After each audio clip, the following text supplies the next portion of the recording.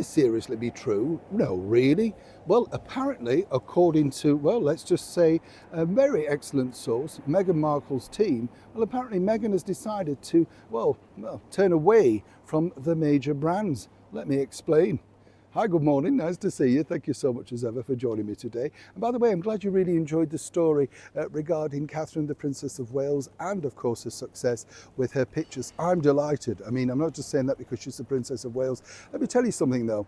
She takes good pictures, and for somebody who works in this industry, and I've spoken to a lot of people who are, celebrated photographers, and they said, look, I for getting that picture, he's very good. And I think the picture, of course, with Prince George, you know what it's like when you're 11, you never want to do what your mum tells you, do you? So to get him to look like that, and to get him, of course, to be that centered, does take a lot of art. And I thought her pictures, by the way, of Camilla for her birthday for Country Life were absolutely stunning. I thought, yeah, she has captured, definitely she could have had a career in that. I truly believe that. That was clearly a passion that obviously she had to put to one side, but now it's coming out, and I think that's really nice, don't you? Yes, congratulations, Mum. Back as ever to your royal story of the day. There was a lot of things, weren't there, a while back? Do you remember when Meghan was snapped with those stress bands for the paparazzi? You get that picture. And it was all about, wasn't it, oh, she was so mega stressed and all that sort of stuff. Turns out, of course, allegedly, that she was another deal, that obviously would have been paid for. And they didn't really take off, did they? Nobody, this is the problem, actually.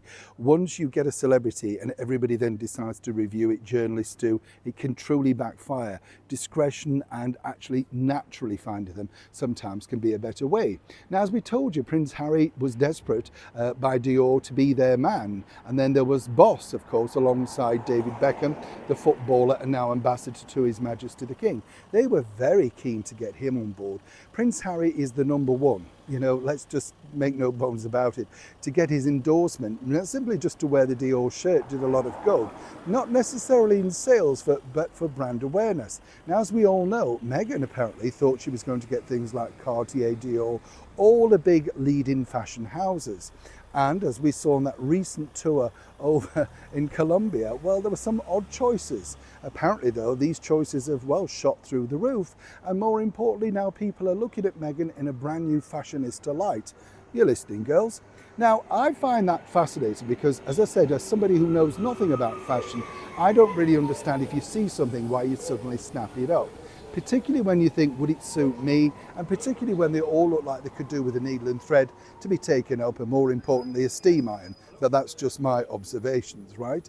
But according to her team, Meghan has turned down mega deals from major fashion houses, all the leading brands apparently, because she wants to give the underdog a chance. You get the picture. So all of these deals where she's slowly invested into minute companies that we've never heard of, like the handbag company and the frock outfits and stuff like that, she could have had mega deals, multi-million-pound offers apparently, were on the table. But according to them, according to them, she basically said, no, I prefer to support the underdog. Now, one might suspect, of course, this would be a believable story if this didn't actually come from her team. And when we contacted some of the major fashion houses, and I know directly many of their head of PRs, they had no idea about any such offers being placed on the table. So one might suggest it's going to be, shall we put it politely, lost in translation. But either way, it looks like Meghan wants to become something of a fashionista, even for the ones that have been given a wonderful opportunity to have their clothes displayed on the world stage by a former royal and cable TV actress, otherwise known as Meghan Markle. Now, that's believable, right? Neil Sean in the very heart of London.